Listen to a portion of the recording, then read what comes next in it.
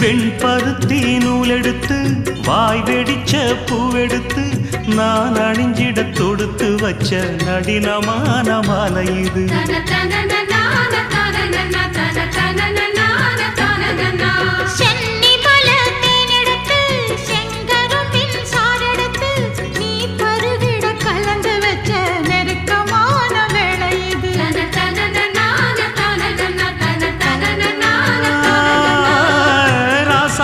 உடம்பிருக்கும் ரவிக்க துணி நானாக அன்னாடம் சூடி கொள்ள ஆசை வச்சாகாதா.